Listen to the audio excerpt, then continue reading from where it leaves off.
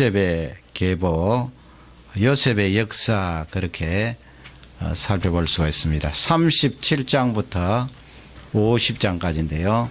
그 사이에 그 유다에 대한 말씀이 38장에 나와 있습니다. 그 한 장을 빼면 37에서 50까지 요셉에 관한 역사적인 이야기죠. 실제 있었던 그 일들을 기록을 하고 있습니다. 이 요셉의 역사를 통하여 세 가지 정도로 말씀을 찾아보면서 공부하기를 원합니다. 처음에 이제 살펴볼 것은 고난의 양 국면입니다. 양쪽 면이 있다는 거죠. 고난이. 그러나 우리가 어려움을 당하고 고통스러울 때 양쪽 다 보기가 어렵습니다. 한쪽 면만, 어려운 면만 그렇게 보게 되는데, 성경을 보면 특히 요셉을 통하여서 양쪽 국면이 다 있구나 하는 것을 우리에게 잘 알려주고 있는데요. 우리 예수님께서도 이 세상에 오셔서 오신 자체가 고난인데요. 또 십자가 지시고 죽으신 그 고난의 절정, 그 다음에 거기서 끝난 것이 아니고 다시 부활하셔서 우리에게 부활의 소망을 주신 양 국면이에요.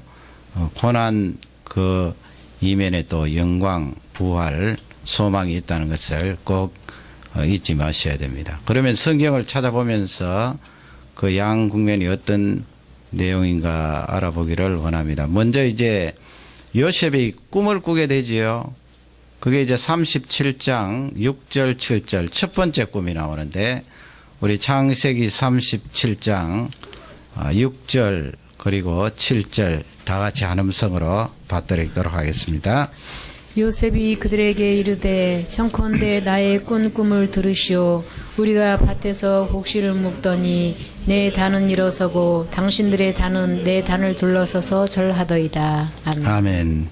그 꿈이지요. 실제적으로 이건 성령께서 요셉에게 주신 계시적인 꿈이 되겠습니다. 장차 일어날 일들을 명확하게 그렇게 알려주게 되는데, 뭐 당시에는 꿈꿀 당시에는 명확하게 꿈을 꿨지만은 그 해석에는 어려움이 있겠지요. 그러나 역사가 진행됨에 따라 그것이 성취되고 명확하게 이루어졌습니다. 곡식단들이 있는데 형들의 곡식단이 자기 곡식단에게 절을 합디다. 그 뭐 해석을 안 해도 우선 절합디다 그렇게 하니까 형들이 기분이 몹시 언짢은 것이 사실입니다. 그런 와중에 이제 두 번째 꿈을 꾸게 되는데 9절에 기록되어 있습니다. 9절을 우리 다 같이 읽도록 하겠습니다. 요셉이 다시 꿈을 꾸고 그 형들에게 구하여 가로되 내가 또 꿈을 꾼즉 해와 달과 11별이 내게 절하여더이다 하니라. 아멘.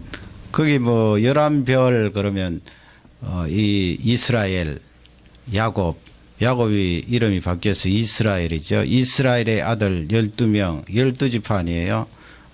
요셉을 빼면은 11명이 되는데, 하늘의 별 11개가 절을 합디다. 거기에 또 앞쪽에 보면 해와 달 그렇게 돼 있으니까 사실은 부모님을 말씀하는 거예요. 그 가뜩이나 첫 번째 꿈 이야기 듣고 형들이 기분이 언짢았는데 두 번째 부모님까지 넣어서 자기에게 절합디다 그러니까 기분이 몹시 언짢아서 속이 상해 있었던 것입니다. 이런 와중에 이제 아버지 야곱이 이 요셉에게 심부름을 시켰지요. 그 형들은 들판에 나가서 양을 치고 있는데 아마 이 요셉은 야곱의 사랑을 많이 받았기 때문에 집에서 아버지 옆에 있었나 봅니다. 요셉과 베냐민은 잘 아시는 대로 라헬의 아들들이잖아요. 그 라헬을 야곱이 대단히 연애하고 또 사랑했기 때문에 그 아들들에게도 사랑을 많이 부어주었나 봅니다. 그래서 이 요셉을 들판에서 양을 치고 있는 형들에게 어떻게 잘 치고 있나 한번 가봐라 해서 이 요셉의 아버지의 명령을 따라서 이제 형들을 찾아 나가는데, 멀리서 이렇게 형들이 보면서 꿈꾸는 자가 오는도다 그렇게 해서 죽일 일을 공모를 하게 되지요. 그래서 드디어 이 요셉이 형들 앞에 도달을 했을 때 37장 23절 24절 보면은 거기에 어떻게 하면 먼저 23절을 다 같이 읽도록 하겠습니다. 요셉이 형들에게 이르매 그 형들이 요셉의 옷 고 입은 채색옷을 벗기고. 아멘. 이제 지금부터 이 고난의 양 국면 한번 찾아보시기 바랍니다. 23절에 보면은 그 요셉이 입고 있는 그 채색 옷을 벗겼다고 그렇게 되어 있지요. 그 이제 죽이려고 작정을 한 거예요.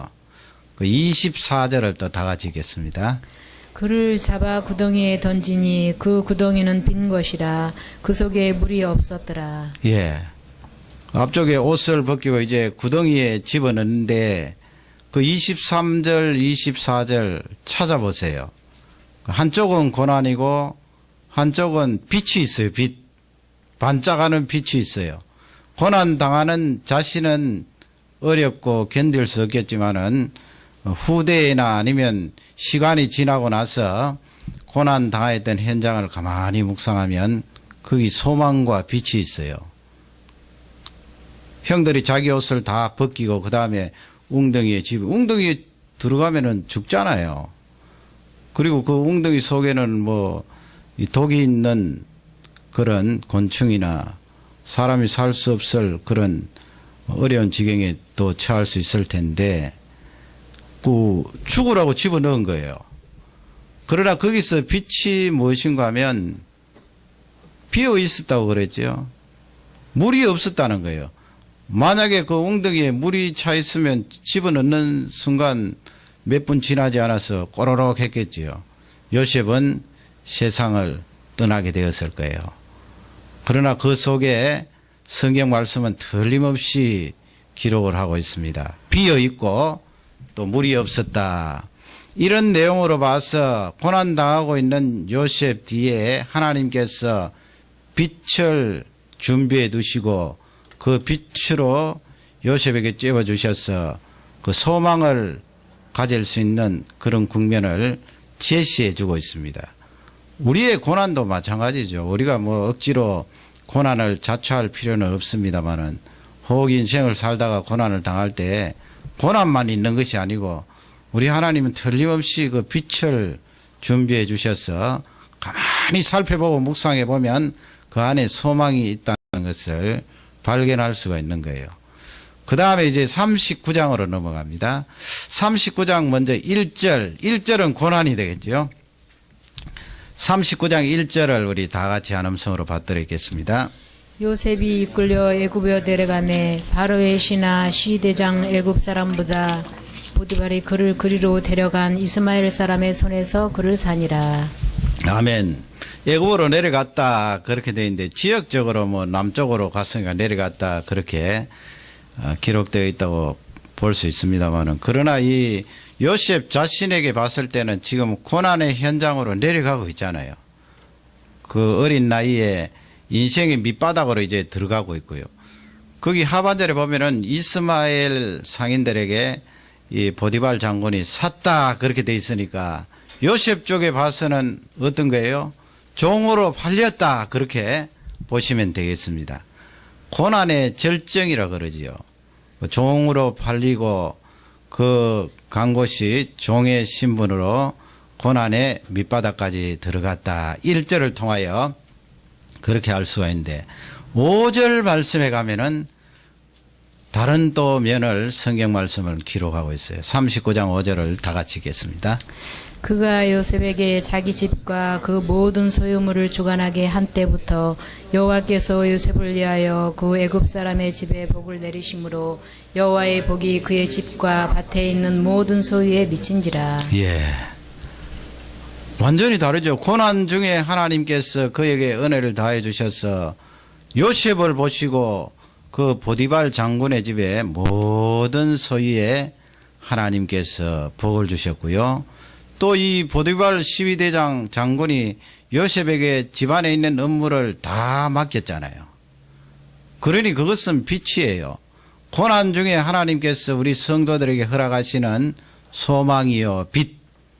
고난의 배후에 하나님께서 우리를 도우시고 함께 하신다는 것을 잘 가르쳐 주고 있는 귀한 내용이 되겠습니다.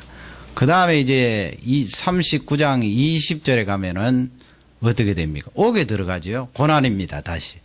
39장 20절을 다 같이 읽도록 하겠습니다. 이에 요셉의 주인이 그를 잡아 옥에 넣으니 그 옥은 왕의 제수를 가두는 곳이었더라. 요셉이 옥에 갇혔으나. 예. 감옥에 들어갔지요. 감옥에 들어가서 이제 고생 제2차 종살이보다도 더 힘든 고난의 길로 들어갑니다. 감옥 생활을 하는 거지요. 그런 와중에 하나님께서 고난만 그에게 허락하신 것이 아니고 21절 말씀에 가면은 거기에 빛이 있어요. 다 같이 우리 한 음성으로 받들어 있겠습니다. 여호와께서 요셉과 함께 하시고 그에게 인자를 더하사 전옥에게 은혜를 받게 하시매. 아멘. 하나님께서 요셉에게 인자를 더하셨어요. 그래서 감옥 안에서 특히 간수들에게 은혜를 받도록 하나님께서 그를 사랑하셨어요. 여러분, 이것은 요셉에게만 적용되는 것이 아니고 우리 하나님의 백성들이 인생을 살아가는데 고난의 현장에서 늘 이렇게 다른 국면으로 소망을 주시고 빛을 주시는 그 하나님을 찬양합니다. 양국면이에요. 이것을 이제 요셉이 쭉 체험했잖아요. 그래서 나중에 이집트 나라의 총리 대신이 되고 오랜 기간 동안 그 애굽의 2인자로서 실제적인 힘을 가진 사람이죠. 수십 년 동안 그렇게 이집트 나라를 다스렸는데 창세기 50장으로 가면 이 요셉이 그 부분에 대해서 하나님 앞에 고백하는 내용이 있었어요. 야곱이 이제 아버지 야곱이 세상 떠나고 나니까 그 형들이 겁이 났습니다. 아버지 살아계실 때야 아버지 봐서 우리를 용서해 주었을지언정 이제 아버지 세상 떠나셨으니까 틀림없이 저 요셉이 힘을 가진 그 힘으로 우리들을 가만히 두지 않을 것이다. 그래서 베냐민을 보내어서 그렇게 요셉에게 이야기를 하죠. 그러니까 이 요셉이 울면서 이제 창세기 50장 19절 20절 말씀을 하는데요. 19절을 먼저 다 같이 읽겠습니다. 요셉이 그들에게 이르되 두려워 마소서 내가 하나님을 대신하리이까. 예, 형들에게 이야기하는 거죠. 두려워 마소서 내가 하나님을 대신하겠습니까? 복수하지 않겠다는 것입니다. 형들이 요셉의 마음을 잘 몰랐고요.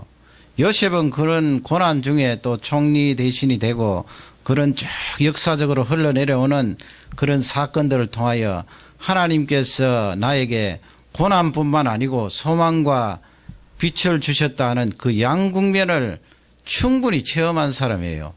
그러니 형들을 복수할 리가 있겠습니까?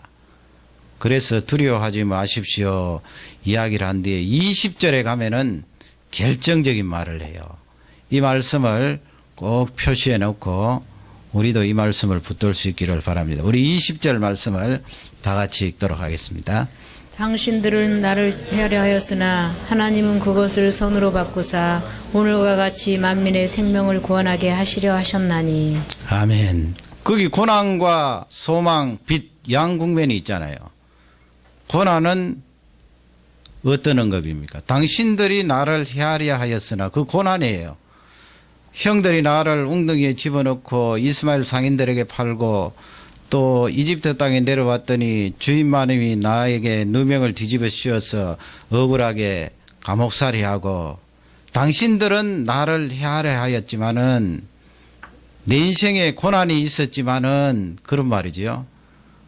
그러나 하나님께서는 그 고난 중에 나에게 빛과 소망의 국면을 허락해 주셔서 승리하게 되었습니다 하는 고백인데 그 내용이 무엇입니까? 만민의 생명을 구원하시려고 그렇게 하셨습니다. 그렇게 고백하는 거예요. 그게 바로 빛이에요. 그게 바로 소망이에요.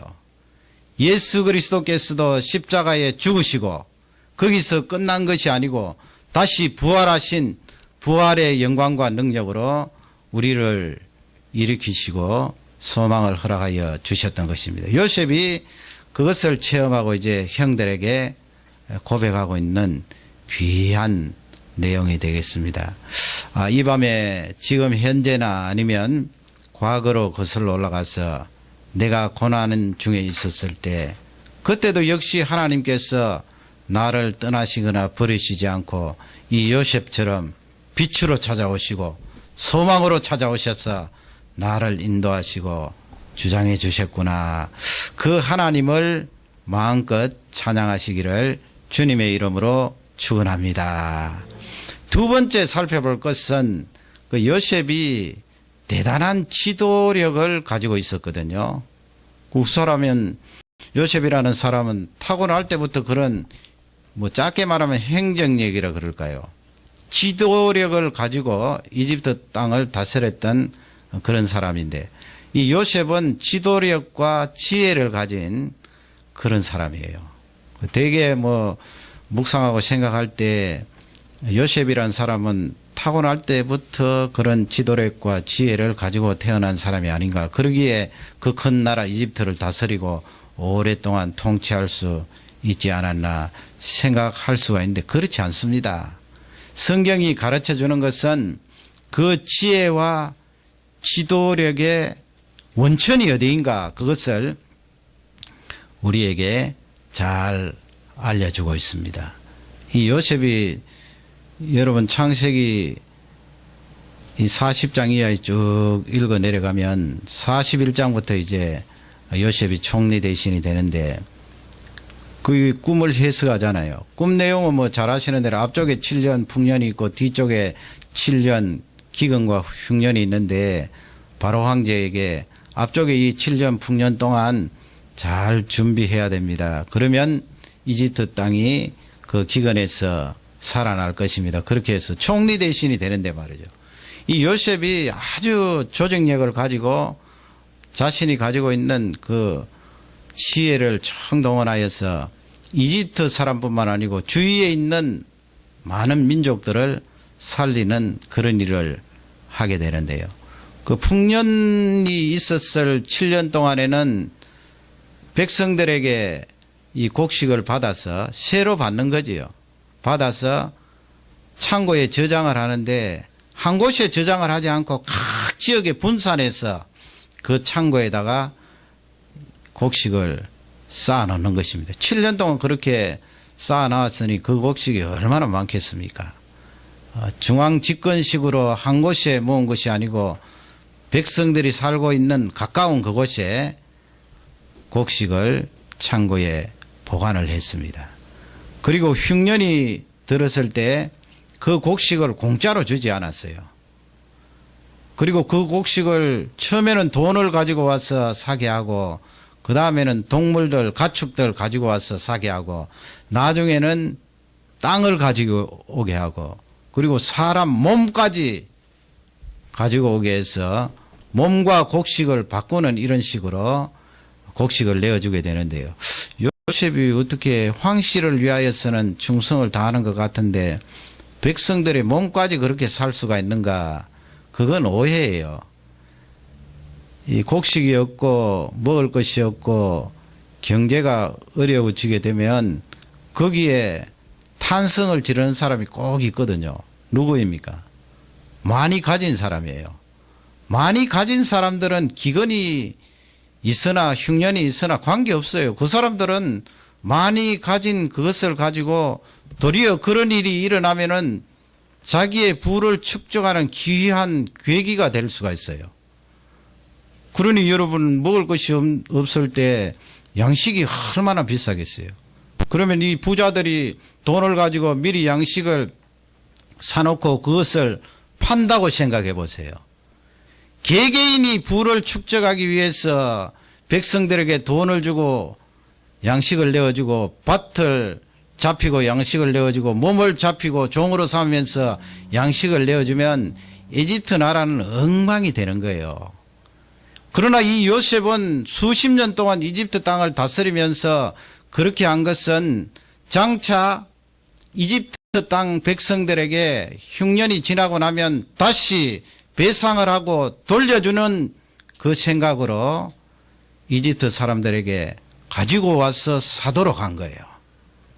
잘한 거지요. 그래서 이 요셉은 창세기 그 내용을 읽어보면 대단히 지혜가 많았던 사람이에요. 지혜가 많다는 것은 지금 현재의 어려움과 또 여러 가지 일들을 극복해 나가는 그런 것도 지혜에 들어가겠습니다만 미래를 내다보는 안목이 있잖아요. 이 요셉이 미래를 내다보면서 그와 같이 곡식을 간수하고 내다 팔고 또 나중에 황실이 백성들에게 영향을 미칠 수 있도록 그렇게 한 것입니다. 요셉이 이렇게 지도력과 지혜를 가지게 된 원천이 어디에 있겠습니까? 그 원천은 바로 39장 9절에 있습니다. 39장 9절이에요. 우리 다 같이 39장 9절 말씀을 찾아서 하나님 성으로 받들겠습니다. 이 집에는 나보다 큰 이가 없으며 주인이 아무것도 내게 금하지 아니하였어도 금한 것은 당신뿐이니 당신은 자기 아내임이라. 그런즉 내가 어찌 이 큰 악을 행하여 하나님께 득죄하리이까. 아멘. 그 하반절 말씀이죠. 그 보디발 장군의 아내가 이 요셉을 유혹했을 때 요셉이 끝까지 이기면서 마지막에 그 부인에게 이야기했던 내용이에요.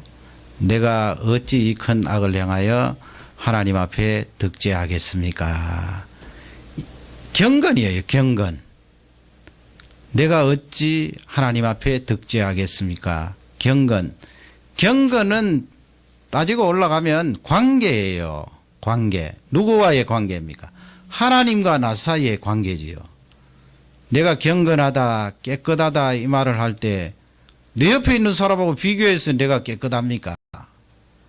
내가 경건합니까? 아니거든요. 내가 경건하다, 깨끗하다 말할 때 하나님 앞에 하나님께서 지금 나를 보고 계시는데 어찌 이 큰 악을 행할 수가 있겠습니까? 그 하나님과의 관계를 생각한 거예요.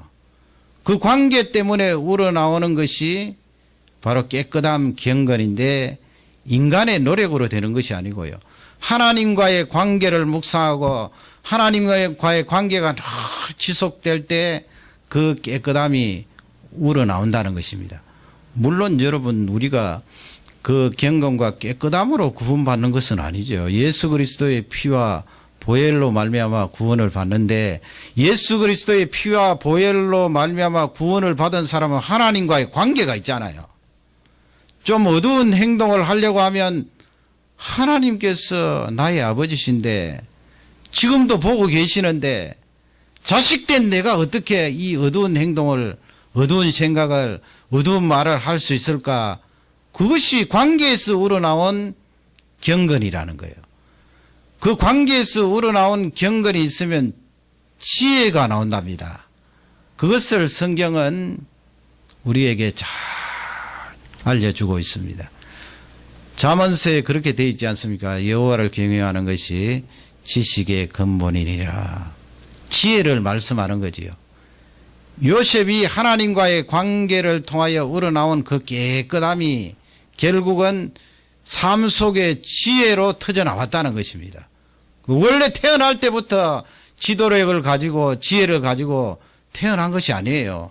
자꾸 그렇게 미루어 버리면 나 자신을 비겁하게 만들 수가 있거든요. 하나님과의 관계 속에 우러나온 경건이 사람을 지혜롭게 하고, 그러니까 영성이 맑잖아요. 하나님과의 관계가 잘 되어 있지 않은 상태에서 어두운 행동을 자꾸 하고 어두운 생각을 하면은 그 영성이 흐려져요. 어두워져요. 그런 사람이 어떻게 미래를 내다보고 어떤 지도력을 가지고 공동체를 이끌어 나갈 수가 있겠습니까? 오늘 이 말씀은 그런 측면에서 예수 그리스도를 믿는 우리에게 귀한 도전을 주는 것입니다. 디모데후서 2장 20절, 21절을 다 같이 우리 찾아서 한번 읽도록 하겠습니다. 사도 바울이 디모데라는 아들에게, 제자지요, 아들에게 쓴 편지가 바로 디모데 전서, 디모데후서가 되겠습니다. 이 디모데는 젊은 나이에 사역자가 되어서 하나님의 귀한 사역을 감당하는데요. 사도 바울이 그에게 편지를 내면서 디모데후서 2장 20절 먼저 다 같이 한음성으로 받들어 읽겠습니다. 큰 집에는 금과 은의 그릇이 있을 뿐 아니요 나무와 질그릇도 있어 귀 쓰는 것도 있고 천이 쓰는 것도 있나니. 아멘. 그 큰 집에는 그렇게 되어 있는데 하나님의 나라에는 그렇게 해도 되고요. 아니면 교회에는 뭐 좁게 적용한다면 그렇게 해도 되고, 거기에는 그릇의 종류가 여러 있죠. 금그릇도 있고 은그릇도 있고 질그릇도 있고 뭐 나무그릇도 있고. 대개 우리 사람들은 자기가 가지고 있는 그 그릇을 탓한다고요. 저 사람은 금그릇 같은데 나는 나무그릇 같아. 저 사람은 은그릇 같은데 나는 질그릇 같아. 나는 토기 그릇이야. 그러니 내가 태어날 때부터 그릇의 질이 이런데 뭘 지도력을 가지고 지혜를 가지고 이 세상을 정복하고 다스릴 수가 있겠습니까? 그렇게 나가는 경우가 많은데, 지금 사도 바울이 디모데에게 말씀을 쓰면서 그런 측면이 아니라는 거예요. 우리가 일반적으로 생각하는 그런 타고난 어떤 것으로 생각하지 마라. 하나님 나라 일, 하나님 백성이 이 세상에 살아갈 때 중요한 지혜의 원천은 21절이라는 거예요. 21절을 다 같이 읽겠습니다. 그러므로 누구든지 이런 것에서 자기를 깨끗하게 하면 귀 쓰는 그릇이 되어 거룩하고 주인의 쓰심에 합당하며 모든 선한 일에 예비함이 되리라. 예. 20절에 보면은 귀 쓰는 그릇도 있고 천이 쓰는 그릇도 있고 그렇게 되어 있는데, 21절에 보면은 깨끗하게 하면 그랬잖아요. 깨끗하게 하면 주인이 쓰기에 합당한 그런 그릇이 된다는 거예요. 귀 쓰임 맞는 그릇이 된다는 거예요. 깨끗하게 하면 질그릇이냐 나무그릇이냐 은그릇이냐 금그릇이냐 거기에 달려있는 것이 아니고, 네가 하나님과 주인과 사이의 그 관계에서 우러나온 경건함 깨끗함이 있으면 주인이 그 그릇의 질을 보고 사용하시는 것이 아니고 그 경건 깨끗함을 보시고 귀 쓰는 그릇으로 삼아주신다는 거예요. 그러면 여러분 지혜로운 자가 되는 거 아니에요. 지도력을 가진 자가 되는 거 아니에요. 관계가 계속 유지되니까 성령 하나님께서 구약 시대이지만은 이 요셉과 함께 하신 것이고, 더욱이 신약에 사는 우리와 예수 그리스도로 말미암아 그리스도의 영이신 성령 하나님이 진리의 영이신 그분이 내 속에 계시면서 증거해 주시니 얼마나 지혜가 많이 쏟아져 나오겠어요. 그것은 현실만 바라보는 지혜가 아니고 이 요셉처럼 미래를 내다보는 전체적인 그 지혜를 가지고 하나님 앞에 나올 수 있도록 은혜를 다해 주심을 확신합니다. 잠언서 10장 13절에 보면은 지혜로운 자는, 명철한 자는 그 입술에서 지혜가 나온다고 그랬고요. 그렇지 않은 자는, 미련한 자는 그 등에 채찍이 있느니라 그랬습니다.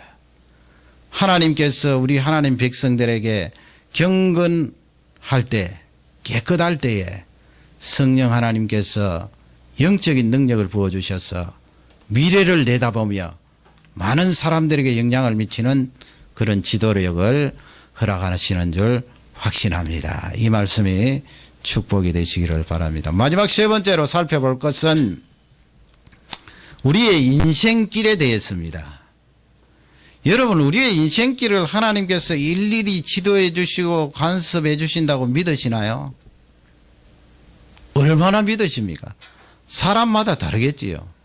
성경을 보면서 자기 나름대로 신학적인 해석을 가지고 하나님께서 이런 부분은 지도해 주시고 저런 부분은 지도 안 해 주시고, 또 어떤 부분은 막 세심하게 발걸음 걷는 자욱자욱마다 하나님께서 인도해 주신다, 이끌어 주신다, 그렇게 생각하는 분이 있는데, 중요한 것은 우리 인생길을 인도해 주시고 지도해 주신다는 말씀입니다. 걷는 것은 내가 걸을지라도 하나님께서 그 방향을 바꾸어 주시고 돌려주시고 이끌어 주시는 그 하나님을 찬양합니다. 잠언 16장 9절 말씀에 보면은 우리 사람이 마음으로 계획하지만은 그 걸음을 인도하시는 분은 여호와 하나님이시다, 그렇게 말씀하셨지요. 얼마나 귀한 말씀입니까? 46장으로 가보겠습니다. 46장. 46장은 야곱이 이제 드디어 요셉이 살아있다 하니까 감격적인 그 현실에 보따리를 다 싸서 이제 이집트 땅으로 내려가고 있는 그 내용이 님께서 이 야곱에게 나타나시는 내용이 기록되어 있습니다. 46장 1절 2절을 먼저 다 같이 읽겠습니다. 이스라엘이 모든 소유를 이끌고 발행하여 브엘세바에서 이르러 그 아비 이삭의 하나님께 희생을 드리니 밤에 하나님이 이상 중에 이스라엘에게 나타나시고 불러 가라사대 야곱아 야곱아 하시는지라 야곱이 가로되 내가 여기 있나이다 하매. 아멘. 야곱이 이제 식구들 데리고 이집트 땅으로 내려가는데 희생을 드렸다 그렇게 되어 있죠. 하나님 앞에 예배드리고 단을 쌓았다 이런 말씀입니다. 밤중에 하나님께서 이 야곱을 부르시는 내용이 나와 있습니다. 야곱아 야곱아 부르니까 내가 여기 있습니다 그렇게 대답하는데, 여러분 한번 생각해 보세요. 지금 요셉을 몇 년 동안 만나지 못했나요? 요셉 17살 때 헤어졌고 말이죠. 죽은 줄 알았지요. 그 염소피를 옷에다 묻혀서 이 형들이 아버지 앞에 갖다 내놓고 아마 짐승들이 뜯어서 죽였나 봅니다. 그렇게 하니까 이 야곱이 그냥 쏘은 거예요. 쏘고 이 요셉이 총리 대신이 될 때가 30세니까 13년, 그 다음에 풍년 7년, 또 흉년 7년인데 아마 흉년 끝나지 않았을 때겠지요. 그리고 14년, 13년 하면은 몇 년이에요? 27년. 거의 30년 가까이. 20몇 년 동안 이 야곱이 사랑하는, 그토록 아끼고 사랑했던 요셉을 죽은 줄 알았어요. 우리 생각 같으면 이 야곱은 이스라엘 하나님 자녀들의 족장 조상 아니에요. 12지파의 시조인데 말이죠. 하나님께서 야곱에게 나타나서 그 20몇 년 동안 야곱아 걱정하지 마라. 너희 다른 아들들이 너를 속인 거야. 요셉은 지금 살아서 이집트 땅에 총리 노릇하고 있어. 염려하지 마. 그렇게 가르쳐 줄 법도 하잖아요. 그러나 우리 하나님은 절대로 말씀하시지 않았어요. 그러면 그 말씀하시지 않은 그때 하나님께서 야곱을 떠나셨나요? 야곱의 인생길을 다 포기해 버리셨나요? 나 너 이제부터 모르겠다. 너 인생 네가 살아라. 그렇게 하셨나요? 아니에요. 지금 창세기 46장 요 순간을 하나님께서 목적으로 두시고 그 앞에 요셉이 살아있다는 내용을 야곱에게 알리지 않은 거예요. 어떻게 보면 하나님께서 참 드라마틱이에요. 극적이에요. 우리가 기도할 때 하나님 아버지 참 좀 알려주시면 좋겠습니다. 이렇게 답답하고 힘든데 하나님께서 한 말씀만 딱 해주시면 제가 힘을 더 내고 용기 백배하여서 하나님을 섬길 텐데 왜 하나님은 말씀이 없으시고 응답이 없으신가요? 그렇게 하나님 앞에 말씀 드릴 때가 있는데 어쩌면 우리 하나님은 극적으로 우리에게 터뜨리시려고 하는 무엇이 있어요. 개개인마다 말이죠. 가장 극적인 순간은 하나님 앞에 서는 그날 아닐까요? 아니면 우리가 살아있다면 예수님 재림하실 때 부활하는 그 순간 얼마나 감격스러울까요? 이제까지 있어왔던 억울한 일들, 고통스러운 일들, 고난스러운 일들 한순간 다 해결되고 하나님께서 영적으로 나에게 답을 다 안겨주시는 그 감격스러운 순간, 영광스러운 순간, 그 순간을 우리 하나님께서도 말씀을 하고 싶으시겠지만 참고 기다리신 거예요. 야곱에게도 그런 것입니다. 이집트 땅으로 떠나는 그때 하나님께서 이 야곱에게 나타나셔서 말씀을 주시는데 3절 4절을 구체적으로 읽도록 하겠습니다. 3절 4절입니다. 하나님이 가라사대 나는 하나님이라 내 아비의 하나님이니 애굽으로 내려가기를 두려워 말라. 내가 거기서 너로 큰 민족을 이루게 하리라. 내가 너와 함께 애굽으로 내려가겠고 정녕 너를 인도하여 다시 올라올 것이며 요셉이 그 손으로 내 눈을 감기리라 하셨더라. 아멘. 여러분 그 3절 4절 말씀에 조상 대대로 아브라함, 이삭, 야곱 쭉 하나님께서 말씀해 주셨던 그 내용이 약속들이 압축되어 다 있거든요. 다시 너희들이 큰 많은 숫자가 되어서 가나안 땅에 돌아오겠다, 주시겠다 다 돼 있잖아요. 다 약속하신 그 내용들을 지금 다시 회상시키시고 말씀하는 내용이 나와 있습니다. 그러므로 여러분 우리 하나님은 야곱이나 요셉이나 우리 하나님 백성이나 예수 그리스도로 말미암아 구속함을 받은 우리 모두나 우리의 인생길을 지도해 주세요. 인도해 주세요. 이끌어 주세요. 참으셨을 뿐인 거예요. 알려주시지만 않았지 하나님께서 우리가 사실 영적으로 환히 열려 있다면 알고 보면 다 알고 계시고 다 지도해 주시고 일일이 간섭해 주시고 왜 그렇습니까? 요셉이 그 이집트 땅에 갔을 때 야곱은 죽은 줄 알았지만은 하나님께서 일일이 요셉을 간섭해 주시고 감옥에 들어갈 때도 한순간도 놓치지 않고 하나님이 보호해 주시고 인자를 다하시고 은혜를 다하셔서 간수들에게 은혜를 받게 하시고 바로 임금님 앞에 나아갔을 때 그 말 한마디 한마디마다 하나님께서 인도해 주시고 꿈을 해석해 주게 하시고 이집트 땅을 다스리게 지혜를 주시고 요셉이나 야곱이나 똑같잖아요. 요셉을 인도해 주셨으면 야곱에게는 말씀만 안 해 주셨을 뿐이지 야곱도 다 인도해 주시고요. 이제는 이집트 땅으로 내려가려고 하는 그 야곱에게 너 겁내지 말고 내려가라. 내가 너희 조상들에게 약속한 그 말씀을 그대로 준행하고 약속을 지키며 다시 너희들이 가나안 땅으로 올라오리라. 얼마나 정확하신 하나님이에요. 어떻게 생각하면 그렇잖아요. 하나님 아버지 왜 가나안 땅을 주시겠다고 약속하시고 이 땅에 살아라고 그러셨는데 왜 야곱 때 저에 대해 와서 이집트 땅으로 내려가라고 하십니까? 아니요. 거기에는 하나님의 큰 섭리가 있는 거예요. 하나님 백성들을 인도하시고 지도하시고 이끌어 주시는 큰 섭리예요. 그냥 가나안 땅에 아브라함 때부터 계속해서 살게 하지 않으시고 야곱 후반기부터 이스라엘 백성들을 이집트 땅으로 옮겨서 거기서 400년 동안 살게 하시고 400년 동안 살면서 그래도 하나님 붙들고 하나님 의지하면서 살아가게 하시고 400년 후에 종살이 할 때 하나님께서 극적으로 건져주시잖아요. 이집트 군인들을 멸망시키시면서 하나님의 백성은 재앙 가운데도 살려주시고 40년 동안 사막길을 걷게 하시고 결국은 가나안 땅에 들어가서 가나안 땅을 차지할 수 있도록 하나님께서 약속을 이루어 주신 거예요.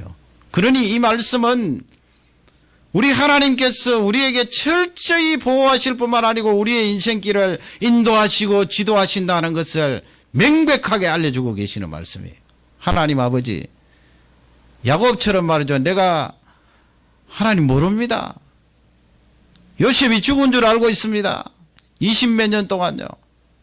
그걸 잘못 해석해서 하나님 내 인생길을 지도하십니까? 내 인생길을 인도하십니까? 그렇게 원망하지 말라는 거예요. 하나님께서 말씀만 안 하셨을 뿐이지 요셉이나 야곱이나 그 아들들이나 우리들이나 인생길을 지도하시고 인도하시는 그 하나님을 찬양합니다. 하나님의 이 사랑을 깊이 깨닫고 이 하나님의 인도하심을 기대감을 가지고 여러분 살아가시기 바랍니다. 우리 하나님은 오늘 전체적인 맥락을 보면 못하실 일이 없잖아요. 형들은 요셉을 죽이려고 웅덩이에 집어넣고 그 보디발 부인은 감옥 속에 집어넣고 그렇게 했지만은 우리 하나님은 그것을 다 선하게 바꾸셨어요. 인생을 살다가 보면 사람들이 나를 향하여 해꾸지도 하고 상처도 주고 어려움도 줄 수 있지만 우리 하나님은 내가 당한 그 어려움과 내가 당한 그 해로움도 이 요셉처럼 선하게 바꾸셔서 하나님 앞에 귀하게 쓰임 받는 능력의 일꾼으로 삼아 주실 수 있는 분이에요. 그러기에 우리의 하나님이시고 우리의 절대자이십니다. 그 하나님을 의지하시면서 이 밤도 평안을 누리시고 늘 주무실 때도 하나님을 찬양하고 기뻐 노래하는 종들이 되시기를 주님의 이름으로 축원합니다.